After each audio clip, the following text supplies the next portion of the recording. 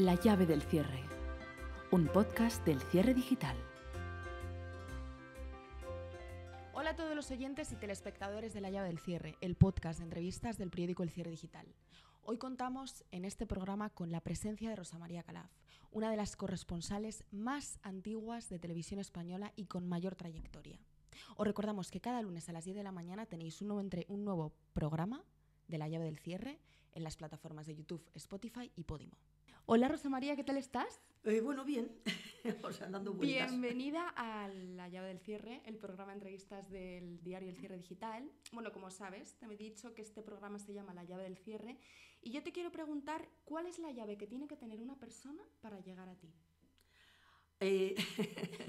Bueno, la verdad es que, digamos, a mí como persona, bueno, pues es muy sencillo, ¿no? Porque realmente, no sé, soy muy fácil de... Me muevo mucho, tengo muchas relaciones con mucha gente que me conozca, etcétera, y además yo soy muy curiosa, por tanto, con algo que me plantees, que me produzca curiosidad, soy un peligro porque allá voy, ¿no? Bueno, y de hecho, esa curiosidad, o sea, empezó cuando tú empezaste en el mundo del periodismo. Tú empezaste en la década de los 70. O sea, En el 70, en el 70, exactamente. una década en la que imperaba en casi todas las profesiones, o me atrevería a decir en todas, el dominio masculino. O sea, ¿cómo te tocó o cómo te abriste camino en un mundo dominado por hombres? Bueno, pues con mucha determinación. Yo siempre digo que no hubiera podido hacer nada de lo que he hecho si no fuera la familia maravillosa que tuve, que desde pequeña siempre me dejaron ser yo misma, ¿no? O sea, que nunca oí en mi casa esa cosa que era frecuentísimo entonces, y todavía lamentablemente lo es mucho ahora, lo de, ¿pero qué vas a hacer? Pero esto no es de niñas, ¿no? O cuidado, ¿dónde vas? O sea, jamás, ¿no? Para que te hagas una idea, me empezaron a enviar a estudiar fuera en verano, sola, con 14 años, a Francia primero, con 17 a Estados Unidos. Entonces, eso era rarísimo. Estamos hablando del año 59 en el primer caso, de los 60 en el segundo, Claro. ¿no? Entonces, realmente era muy, muy extraño que a una niña... Entonces, yo creo que ahí lo que hicieron fue pues, conformarme un tipo de personalidad que no tenía miedo, ¿no? Claro. Y que pensaba que los miedos eran normales, pero que había que vencerlos, ¿no? Claro, pero tú, o sea, llegas a Televisión Española, en una televisión o en un medio de comunicación en el que dominaban los hombres, o dominaba el dominio masculino y... No había ni una sola mujer. Es que no había ni una sola mujer. A ver, había por supuesto magníficas locutoras y bueno, pues había las secretarias de dirección. Eso significaba que cuando yo llegué, como no había ninguna periodista ni ninguna reportera, por supuesto, no había baño para mujeres en la zona donde hacíamos la televisión. Claro. Había, lógicamente, en los estudios, Claro, que estaban en el sótano, en la planta de dirección para las secretarias, pero no había, en montaje, en redacción, etcétera, no había, ¿no? Porque no había ninguna mujer. La verdad que yo tengo que decir que ahí también, yo siempre he dicho que soy muy afortunada. Bueno, pues encontré unos compañeros fantásticos que me recibieron apoyo, muy bien, respaldo. Efectivamente. Y entonces, porque si no me lo hubieran podido hacer muy difícil. Claro. Encontré primero la persona que me contrató, que fue José Joaquín Marroquí, que era un profesional extraordinariamente innovador, una persona que hizo grandes programas en radio y en televisión muy nuevos, trajo personajes como Soler Serrano, conocía mucho el periodismo fundamentalmente latinoamericano, etc. Entonces él tenía una visión y de hecho él cuando me hicieron la prueba para entrar, lo que buscaba precisamente era una mujer, ¿no? Porque quería una mujer en un equipo de hombres. Claro, ¿no? y eso fue súper revolucionario. Rosa María, ¿tú tuviste que lidiar con actitudes machistas por aquel entonces en Televisión Española? Sí, por supuesto que sí, porque claro, allí ya tenías varias formas de ser recibida, ¿no? Una, pues, era por una parte con un rechazo tremendo, ¿no? Es decir, como una intrusa absolutamente intolerable, ¿no? ¿Qué hace hasta aquí, ¿no? Y aún así hoy en día también seguimos lidiando con ese tipo de actitudes. Hay algunos que todavía siguen igual, sí. ¿no? Afortunadamente han cambiado mucho las cosas. Vamos o por lo menos se disimulan. Sí, vamos avanzando, pero todavía... luego había, pues digamos, a veces mucha curiosidad, pero luego siempre había esa desconfianza respecto a tu capacidad, ¿no? Era un poco que es algo que, y todavía también ahora, siempre tenemos que estar demostrando, siempre que una mujer consigue una carrera exitosa, un puesto importante, siempre es materia opinable, ¿no? Y no por su valor profesional, justo. sino por el hecho de ser mujer. O sea, se hacen preguntas que no se hacen cuando es un hombre. Y hoy en día muchas veces nos sentimos cuestionadas o sea, por nuestra apariencia, porque muchas veces ahora mismo se le da valor a tu apariencia física cuando a lo mejor das una noticia en televisión que por cómo la cuentas, o tu estilo al contarla, o tu trabajo. Es que eso me parece súper... intolerante ahora mismo. Es muy injusto. Y es muy además, injusto. fundamentalmente, Y además de un ¿no? pensamiento antiguo que ahora mismo tenemos que lidiar con ello las mujeres. Y no Sí, sé. sí, porque además se quiere hacer creer que el ser femenina, ¿no? Sí, significa, claro. vamos a ver, o sea, estamos hablando de cosas que no tienen Claro, nada que ver. justo. O sea, una persona, da igual, género, ¿no? Es profesional, lo que Claro. importa es su trabajo, punto, ya está. No su apariencia. Entonces su como vista. apariencia Claro. efectivamente no tiene nada que ver, Claro. ¿no? Es evidente que si estás cara al público, con una cámara, etcétera, tienes que tener una apariencia agradable, pero en el sentido no de la belleza física ni nada de todo esto, sino de una corrección. O sea, pues como claro. tienes que tener cuando vas a casa de alguien, ¿no? Justo. No Y de puedes saber ir, estar, pues peina, pero es que eso da igual que seas hombre, que seas mujer. Y O sea, da igual en el periodismo. que en el cualquier periodismo que sector. en cualquier otra Claro, profesión, ¿no? claro. Hay un respeto por el otro, o debe haberlo, ¿no? Justo. Pero nada más. Entonces eso no puede estar mezclado con la valoración por el trabajo, Justo. ¿no? Y ahora pues se está volviendo mucho otra vez, ¿no? Justo. A que la mujer sea un objeto de deseo, Sí. ¿no? Un objeto a desear, a poseer, Sí. ¿no? Pero desde luego no a imitar y a respetar. Justo. ¿no? Y eso tiene que cambiar mucho las cosas. Claro, porque pasar del objeto al sujeto, Claro. ¿no? Y esa transición todavía no se ha hecho del todo. Rosa María, tú desgraciadamente sufriste un intento de violación en la Guerra de los Balcanes. ¿Por qué diste el paso a contarlo? Bueno, lo di hace nada, hace muy pocos Justo. años. De hecho, en ese momento, y tampoco es un tema que todavía me da muchas vueltas en la cabeza y todavía no estoy segura de si hice bien o no hice bien en los dos casos.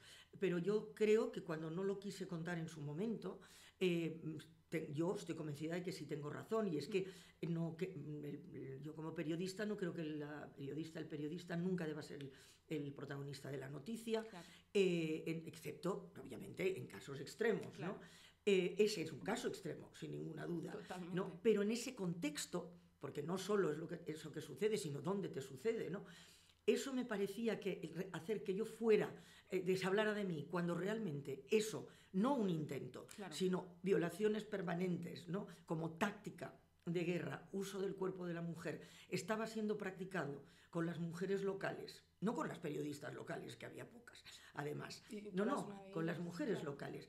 No me parecía una falta extraordinaria de profesionalidad por mi parte, de respeto, etcétera. Y entonces pensé, no se lo conté a nadie, no se lo conté ni siquiera a mi familia. ¿Y cómo Porque- tuviste que lidiar teniendo ese episodio que tú habías vivido? Bueno, sí se lo conté a un par de amigos y un par de amigas, realmente amigos y amigas, porque claro, necesitas de alguna manera Desahogarte y sacarlo, sacarlo, ¿no? Porque claro. si no, pues no es nada te bueno. vuelves loco. Y yo tengo un primo psiquiatra y entonces pues cuando volví hablé con él y bueno, pues lo gestionamos, ¿no? Pero ya te digo, yo entonces tuve muy claro, y eso sí lo sigo teniendo ahora, que lo fundamental no era hablar de mí en ese caso con algo, ya digo que era absolutamente cotidiano en aquel momento para las mujeres Sino locales, ¿no? denunciar lo que estaban pasando muchas de esas mujeres. Claro, luego lo que pasa es que cuando me decidí hace muy pocos años, 4, 5 o 6 años, no más creo, fue por en fin, un libro que escribían unas compañeras, colegas del País Vasco, una gran amiga que ya no está, Lucía, que fue una de las creadoras de la revista Pícara, etcétera, que me dijeron, no, es importante contarlo precisamente, ¿no? Para que, bueno, pues ya se sabe qué ocurre, Claro. ¿no? Pero si hay voces bueno, en las que se confía, denuncien. que lo cuenta, pues es como el Me Too, ¿no? Claro, y además O sea, una persona que tú estás haciendo tu trabajo, joder, y sufres un intento de agresión sexual, un intento de violación, que es incluso más, o sea, que una voz como la tuya, una periodista de televisión española, alce la voz contra ese tipo de episodios, a mí me parece de una relevancia fundamental. Sí, no, y ahora ya te digo, pero bueno, aún a veces ya digo, creo que muchas veces se prioriza eso sobre otras cosas que habría que poner en el debate y no están, ¿sabes? Rosa María, tú eres una de las pioneras del reporterismo en televisión española en España. ¿Qué recuerdos guardas de tus inicios en la cadena pública? ¿Cómo era trabajar por aquel entonces allí? Bueno, claro, primero era un reto tremendo, ¿no? Una responsabilidad horrible, por lo tanto tenía un alto nivel de ansiedad, sí. y de presión, porque claro, tenía esa convicción de que no podía fallar en absoluto, ¿no? Y estar pues absolutamente disponible, etcétera, prepararme en todo lo máximo que pudiera, era una exagerada en todo eso, ¿no? Pero al mismo tiempo lo pasaba muy bien, o sea, yo siempre, cuando ya decidí que no hacía carrera diplomática, que era mi primera intención por la que hice Derecho antes que Periodismo, y que me dedicaba al periodismo, ya ha sido mi pasión absoluta, ¿no? Y entonces, bueno, pues lo disfrutaba muchísimo. Pero luego, además, ya te digo, creo que tuve la oportunidad de tener compañeros y compañeras, pero fundamentalmente compañeros en aquel momento, porque, como decimos, no había prácticamente mujeres, que realmente me fueron un apoyo y una ayuda en muchos casos, ¿no? O sea, que siempre somos muy amigos todavía. ¿Eres consciente, Rosa María, de que muchos de esos compañeros han bautizado tu estilo como el estilo Calaf? Sí, bueno, lo soy ahora desde hace unos años, ¿Sí? ¿no? Porque la verdad, a ver, yo hice un pequeño curso, en fin, una estancia de unos días en la BBC, y una de las cosas que te insistían era que era muy importante la conexión, ¿no? con el público, y que evidentemente el crearte una imagen, ¿no? Y eso también José Joaquín Marroquí, desde el principio, y eso que entré en radio, tenía claro eso. Y de hecho, ya cuando empecé en televisión, fue él el que llamó a Luis Llongueras. O sea, para, por ejemplo, claro, exactamente hacer... Entonces no me puso este pelo, me puso otro, pero ya era rompedor. Sí. Y siempre me fue creando, ¿no? Una hasta imagen. llegar a este. Entonces eso es importante en cuanto a lo físico, puesto que estamos hablando de televisión, ¿no? Claro. Sin que sea prioritario, insisto, como decíamos al principio, pero sí tiene que ver con una marca, ¿no? Claro. Y eso ahora es importantísimo, porque si no tienes marca, mal vas. Pero luego el estilo periodístico, bueno, pues también es importante para conectar con el público, ¿no? Y tener una manera, y eso pues es igual que sea periodismo escrito o que sea periodismo radiofónico, las redes en este momento, etcétera, ¿no? O sea, una cierta diferenciación. Y bueno, pues hombre, yo lo aprecio pues que se valore. Y además valorado no solo por tus compañeros, sino también por nosotros, por las nuevas generaciones que estamos empezando en el periodismo. Y además, una de tus prioridades en esta vida, me atrevería a decir, que es viajar.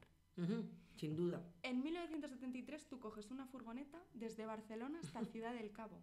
Sí, exactamente. O sea, sin móviles, porque aquel entonces no había móviles, ni redes, o sea, ni teléfono móvil, nada. O sea, ¿no sentiste miedo, Rosa María, de cruzar desde Barcelona hasta Ciudad del Cabo, o sea, con una furgoneta sin ningún tipo de contacto? A ver, había momentos en que sí, ¿no? Claro. Pero ya a esas alturas yo ya había viajado mucho, ya había viajado por autostop por Europa, o sea, con eso en el verano de los 17, 18 años, ¿no? Así que, digamos que no era mi primer viaje, o sea, que ya tenía una cierta experiencia, ¿no? Y sobre todo lo importante en los viajes es conocerte a ti misma. Porque es fundamental, porque todos tenemos límites, o sea, eso está claro, ¿no? Y entonces ese viaje, además, ese fue el que claramente ya me demostró lo que podía y lo que no podía hacer, ¿no? Pero ya cuando llegué allí con un bagaje, pero es evidente que sí, o sea, es evidente que vas con miedo, porque además hay que pensar que entonces la mayoría de los países estaban recién salidos de la colonización. Entonces se sabía poco, y había muy poca gente occidental que hubiera hecho. Entonces leí mucho antes de irme, en fin, digamos que no es que saliera así un día de repente, ¿no? Y bueno, y pasamos momentos bastante complicados, pero que, bueno, pues esos son los que te dan la medida de tu capacidad para resolver imprevistos. Bueno. Rosa María, ahora hay mucha gente que apuesta por viajar sola, en soledad, para, como tú bien has dicho, encontrarse a sí mismo. ¿Tú has realizado viajes en soledad, sola? ¿Y qué te han aportado este tipo de viajes? Sí, yo creo que, a ver, yo prefiero viajar, con mi compañero de siempre, que es con el que fui a África, o sea, todavía seguimos juntos.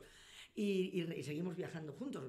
Vamos, este año, en mayo, pues nos hicimos 6.000 kilómetros en coche por Arabia Saudita, ¿no? Y acabamos de volver de hacer 8.000 por el sur de Estados Unidos, o sea que seguimos allí. Eso insisto porque ahora estoy en el frente, que luego si quieres lo comentaremos, del edadismo. Luego vamos a comentarlo, es una de las porque yo preguntas. voy siempre contra corriente.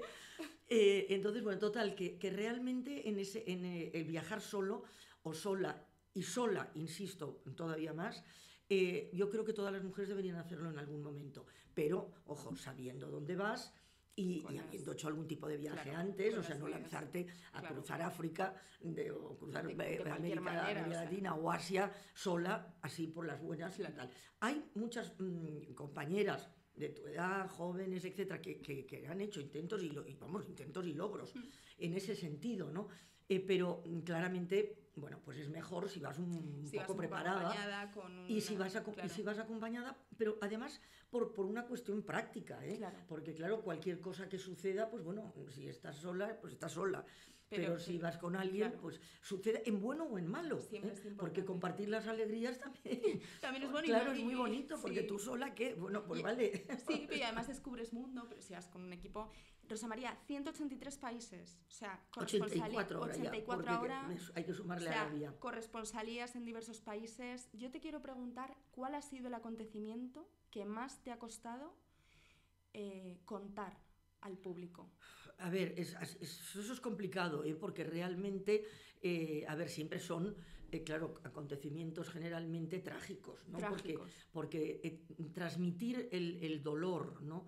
Y la injusticia que casi siempre llevan aparejados todos estos acontecimientos que cubiertos, sean conflictos o sean catástrofes naturales, cuyas consecuencias tienen mucha relación con la actuación humana, ¿no? También. Entonces, siempre que hay seres humanos implicados, ¿no? Es complejo, porque la empatía es fundamental, pero la comprensión de qué está pasando y el ponerte en su lugar, y fundamentalmente el respeto. O sea, es decir, que hay que tener mucho cuidado cuando se habla de personas, ¿no? De cómo hablas en un medio como televisión, o ahora en las redes, etcétera, que es visual, ¿no? Claro. Cómo muestras a esa persona o cómo no la muestras, porque muchas veces, y hay muchas ocasiones en las que tienes que proteger a esas personas, a las víctimas en esos casos, de sí mismas, porque en situaciones extremas muchas veces pierden el sentido del riesgo que puedan tener, por ejemplo, en determinadas dictaduras, ¿no? En China, por ejemplo, cuando el terremoto de Sichuan. Justo. Bueno, pues ahí se derrumbaron escuelas con los niños dentro, porque evidentemente era horario escolar. Entonces imagínate lo que es para los padres ver eso y ver que 50 metros más allá había casas o un hotel que no se habían roto ni los cristales. Era obvio que ahí había una diferencia, y una diferencia injusta, ¿no? Y una diferencia con responsables, con nombres y apellidos, ¿eh? Entonces eso es muy, muy complicado, porque no puedes dejarte llevar por lo espectacular que pueda ser esa madre desesperada acusando a alguien de corrupción y de esto, porque eso le va a pasar factura después, ¿no? Entonces, todo este tipo de equilibrios. Y luego hay temas, no muchos afortunadamente, pero sí los hay, que no se pueden contar en determinados momentos, porque significan un riesgo, otra vez, para personas. Y eso también, como periodista, te crea un gran dilema, ¿no? Porque verdaderamente, claro, el derecho a la información es un derecho universal básico, la libertad de expresión es otro, pero tienen límites, o sea, que son los derechos de las personas, de otras personas, ¿no?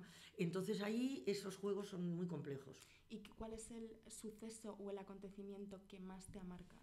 Sí, bueno, volviendo, claro, a eso, pues entonces a mí, por ejemplo, el tsunami del 2004, me marcó porque fue lo que es ver la destrucción absoluta, porque un conflicto hay ciudades que son arrasadas, Claro. y poblaciones, etcétera, pero siempre quedan una serie de núcleos, o sea, pues que no, hay una cierta posibilidad de rescate de víctimas, en los terremotos ocurre lo mismo, etcétera, ¿no? En las inundaciones y tal, pero en el tsunami hubo una franja costera que fue completamente arrasada. O sea, es decir, que allí no quedó absolutamente nada. Y cuando digo nada, quiero decir nadie. Claro. ¿no? Es que- Entonces eso es durísimo. Claro. Y después es lo peor siempre, y en ese fue el caso peor, es cuando tú llevas unos días ahí, porque antes nos quedábamos mucho más tiempo de lo que ahora te sueles quedar para cubrir las informaciones, y entonces encontrabas gente, pero 15 días después, que te enseñaban fotografías para ver si habías visto a esas personas. O sea, que eran hijos, padres, hermanos, o sea, que habían desaparecido, o sea, que no sabían dónde estaban, ¿no? Hay que pensar que son países que no tienen una infraestructura en general, Claro. porque no es lo mismo una catástrofe, pues, en fin, en un país desarrollado que en uno que no, y lamentablemente eso también tiene responsables, ¿no? Claro. Así que, en fin, Este suceso eso es lo que más te suele impactar. Y luego tal vez, porque hay un hecho que para mí fue muy relevante y fue muy, digamos, a los inicios de mis corresponsalías, fue en la segunda, fue en la Unión Soviética, Sí. y entonces hubo un terremoto en Armenia, y por primera vez, como estaba ya Gorbachov, pudimos ir, ¿no? Y entonces, bueno, pues llegamos bastante rápido dentro de lo que cabe, ¿no? Pues con los pocos movimientos que había ahí, las dificultades logísticas que había, y poca libertad de movimiento. Y entonces, bueno, yo pregunté en la primera crónica que hice en un hospital qué necesitaban, ¿no? Y entonces me dijeron, pues filtros de diálisis infantil, porque no tenemos, ¿no? Y sin eso, pues los niños que han sido aplastados por escombros y tal, pues no hay forma de salvarles. Y entonces enviamos la crónica, pues esa misma mañana, y yo lo conté, bueno, etcétera. Y entonces ese mismo día salía un avión de Cruz Roja desde Madrid, con ayuda, etcétera, que todo eso era muy raro en aquel momento, porque eso era porque estaba Gorbachov, porque antes en la Unión Soviética todo eso no funcionaba así, ¿no? Pero en ese momento se autorizó, y llegaron filtros de diálisis. O sea que a las 24 horas, quizá un poco más, estaban los filtros. Claro, o sea, ahí es donde tú ves la importancia de la información, ¿no? La ves con un hecho, o sea, palpable, ¿no? Porque es obvio, o sea, que la información tiene importancia. Llega, o sea, y de la importancia de que vosotros dijisteis que necesitaban filtros los niños de diálisis, jolín, y al día siguiente... Estaban, o sea, digo, quizá pues fueron un poco más de 24 horas. Pero no fue solo eso, sino que al cabo de 2 meses o más, porque ya digo, allí todo era muy complejo, recibí una carta, y una carta de ese hospital, o sea, con firmas de gente agradeciendo. Claro, o sea, me emociono. Qué fuerte. Todavía ahora. Eso no es negativo, eso es positivo, Rosa María. Eso es uno de tus grandes... Sí, supongo. Sí. Bueno, el periodismo obviamente es un trabajo que, obviamente tú has dicho que se realiza bajo muchísima presión. Sí, mucha. Con tu trayectoria tú no tienes que estar llorada y más que llorada. Yo estoy empezando a sentirlo, pero ¿esta profesión realmente te ha hecho llorar en algún momento? Sí. O sea, pero muchas veces, además yo creo que eso es bueno, ¿no? Porque realmente significa que no has perdido, ¿no? la sensibilidad, porque es una profesión que tiene mucho, evidentemente, de técnico, pero tiene mucho de compromiso y tiene un objetivo clarísimo, que es el servicio. Trabajas bajo presión y bajo... Trabajas bajo presión, pero bueno, es como un médico, o sea, hay muchísimas profesiones que significan eso, ¿no? Pensemos la pandemia, o sea, quiero decir, a ver, son personas, cuando, digamos, te sorprende la capacidad que tenemos las personas de aguante, de no dormir, de tal, cuando estás haciendo algo en lo que crees, ¿no? Sí, y que te gusta. Y que te gusta y que realmente, sobre todo, ya te digo, en el caso de todas estas profesiones que mencionamos, pero claramente el periodismo, es una profesión de servicio. Totalmente, entonces, a la ciudadanía. Lo que tú hagas, eso tiene que ver, ¿no?, con lo que las personas necesitan. Entonces, bueno, pues lo haces, o sea, y ya está, ¿no? O sea, y no solo, ya digo, yo lo vivo como un privilegio, o sea, que no lo vivo como una carga.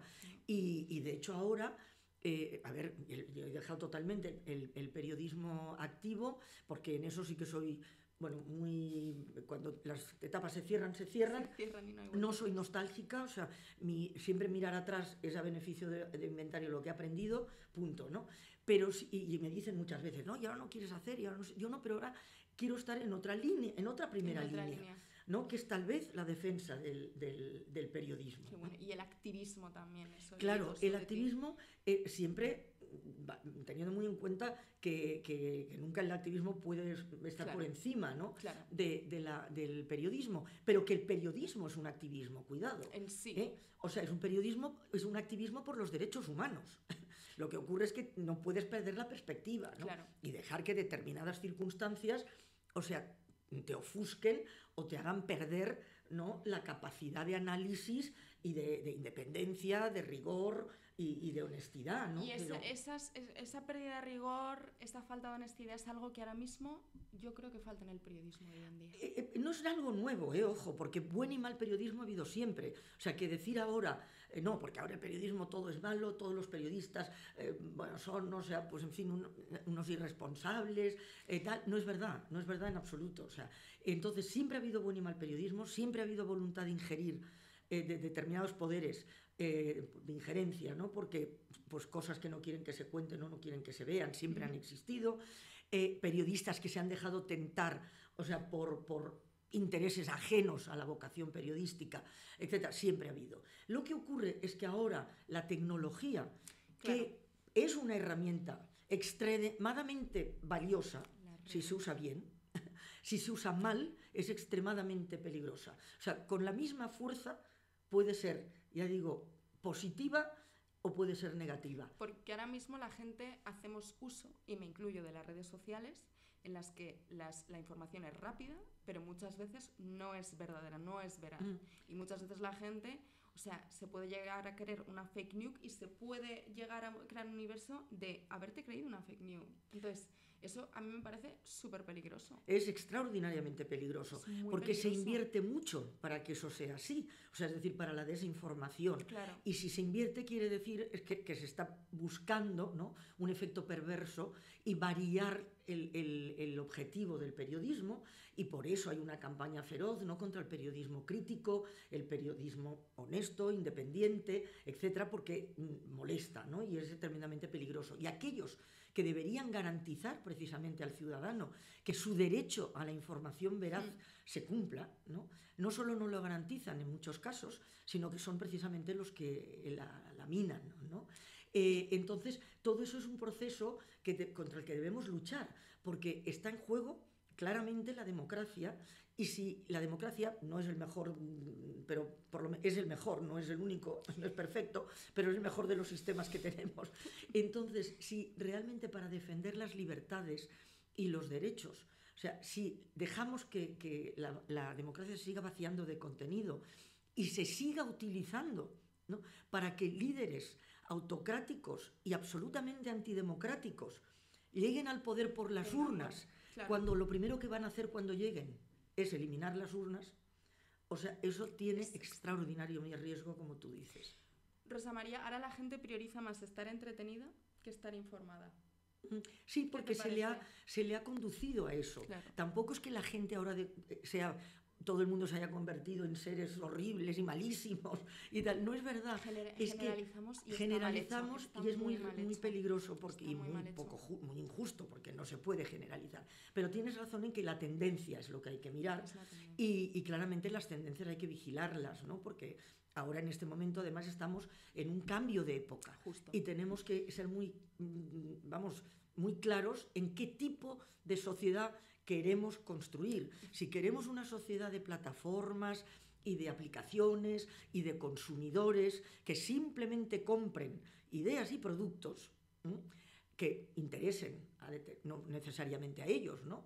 Sino, pues bueno, que el bienestar quede por ahí flotando, ¿no? O si queremos una sociedad de ciudadanos, ¿no?, de personas educadas, informadas, que piensen y que por tanto sepan exactamente cuáles son sus derechos y los defiendan. Eso es muy importante.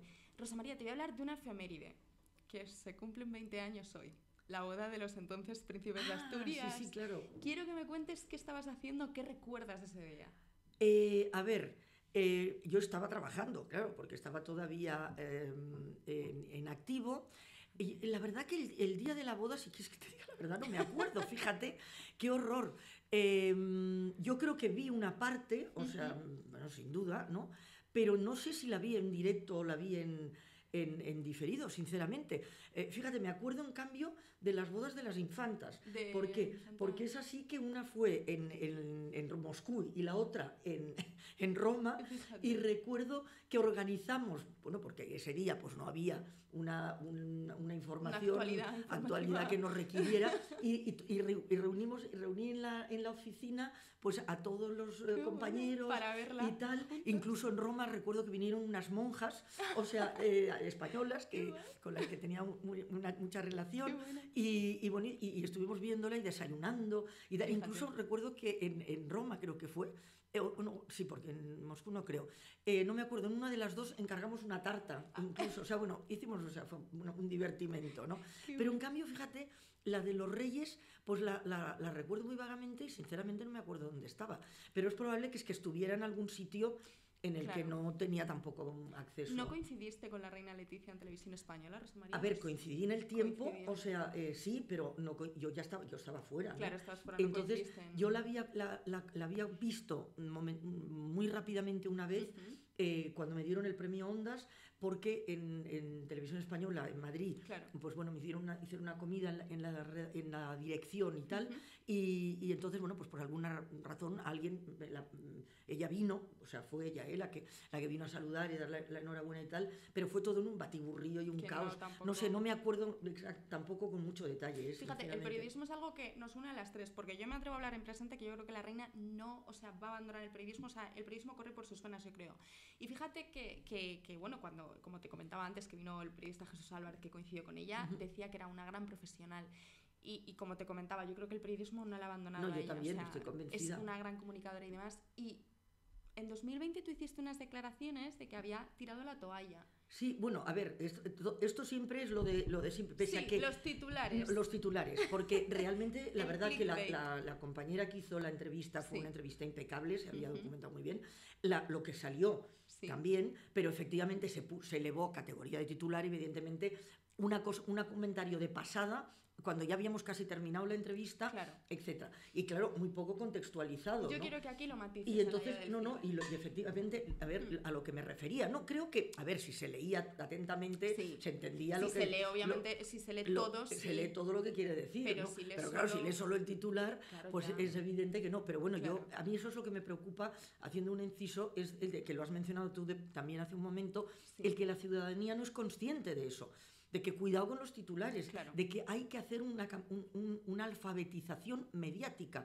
Hay que enseñar en los colegios desde pequeños, pero ahora ya a los adultos también, a consumir la información para no caer en esas trampas. Entonces, bueno, volviendo al tema, a lo que yo me refería es que yo creo que ella al principio luchó mucho, o sea, por verdaderamente tener, o sea, un papel, o sea, más activo. Lo tiene, lo tiene sin ninguna duda, pero me refiero que podía tenerlo, es decir, un papel más activo en el cambio de figura.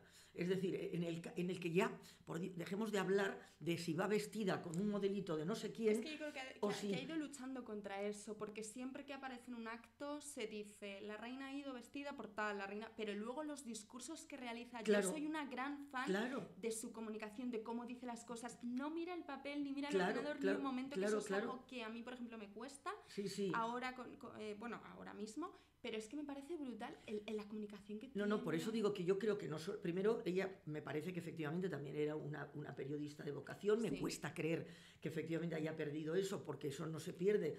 Quiero decir, tú mueres periodista.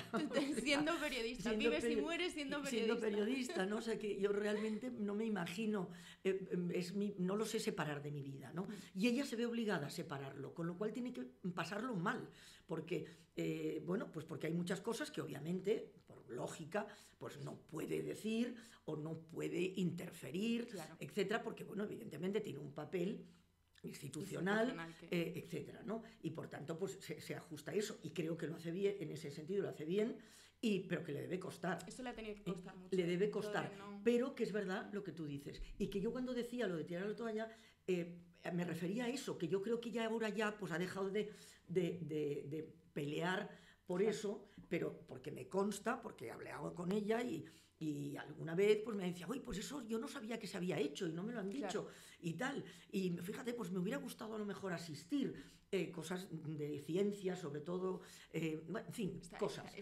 Entonces yo creo que desaprovechar precisamente, ¿no?, ese activo fantástico que tiene, ¿no?, de que ella podría tener, o sea, una personalidad. Como reina, sin ninguna duda, tiene un papel. Y como comunicadora. Pero luego tener, claro, lo tiene. Y no solo en esos temas que se supone que son los que tienen que hacer todas las reinas, ¿no? O sea, o las esposas de jefes de Estado. Ir detrás de... ir detrás, temas, pues sí, por supuesto, de cuidados, bueno, pues, en fin, por supuesto, de derechos humanos, en fin, de ecología, etc. Yo hice una crónica, recuerdo, en un G20, o sea, en Japón creo que fue, en la que venían varias mujeres y el marido de Thatcher. No, de Thatcher, espérate, no, porque con Thatcher yo ya no estuve. No, era el marido de... Ahora no me acuerdo de quién podía ser, pero era un marido. O sea, un hombre. Y entonces resultaba que a ellas las llevaban a plantar un árbol y a ver una guardería y a ver no sé qué, y a él no. Entonces decías, pero bueno, qué cosa más absurda, ¿no? O sea, el papel de la mujer que entonces, queda relegado a un segundo plano. entonces a lo que me refiero era eso, ¿no? Y creo que, bueno, que me imagino que ya habrá visto, pues que bueno, pero yo no sé si ha dejado de pelear del todo. Me gustaría pensar que no. Yo creo que no, que a lo mejor no lo exterioriza, pero yo creo que no, que nunca dejará de pelear. O sea, pero creo que es una pena, porque sería, ya digo, un extraordinario activo. Sí. O sea, pero un extraordinario y se está echando activo. a perder, yo creo que no se potencia mucho. Y no, porque además estoy convencida de que el entorno, ¿no?, pues no quiere eso. Yo creo que tampoco. ¿No? Bueno, y es probable que fuera tremendamente criticada, sí. Pero bueno, ¿y qué? O sea, a ver, pero es que obviamente claro, si tuviéramos que atender a los que nos critican, pues no imagínate. Viviríamos. Rosa María, voy a proponerte un juego. A ver, yo soy mala en esas cosas, que te lo advierto. Es un juego de palabras. Yo te voy a decir 4 palabras y tú me tienes que responder con una. Por ejemplo, si tú me dices pánico, yo te digo oscuridad. La primera que te voy a decir es monarquía. Dios, es que qué compromiso. Yo creo que obsoleto. Obsoleto. La segunda es pobreza. Intolerable. La tercera es verdad. Necesaria. Y la última es democracia. En peligro, son 2. Bueno, valen como una. Rosa María, y la última parte del podcast es que quiero que te mojes en una pregunta un poco polémica que te voy a hacer. Yo no sé si tú tuviste la ocasión de ver la última gala de los premios Goya.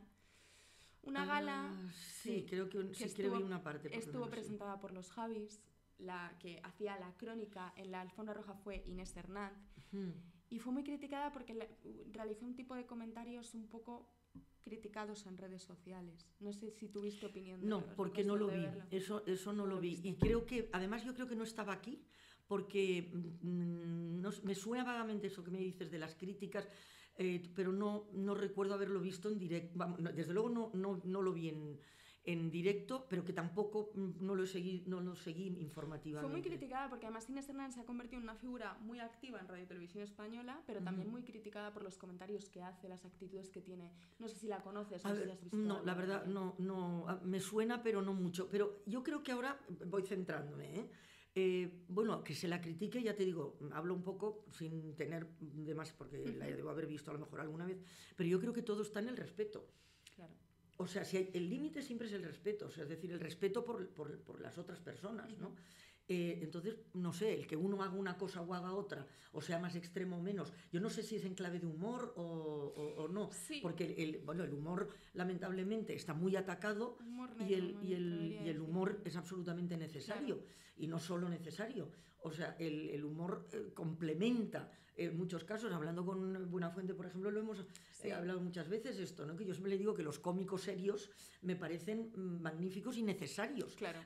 Igual que Wyoming, etcétera. Es decir, que cuentan cosas que llegan mucho más que cuando se cuentan en la información, Claro. porque a veces tienen incluso más información, pero que sobre todo llegan a un público que de otra manera no la sabría, ¿no? Claro. Entonces, claro, si estamos hablando de humor, yo creo que el humor, ya digo, tiene un límite, que sí lo tiene, porque hay una cuestión, pues bueno, ya digo, de respeto final por determinadas circunstancias, pero que son muy pocas.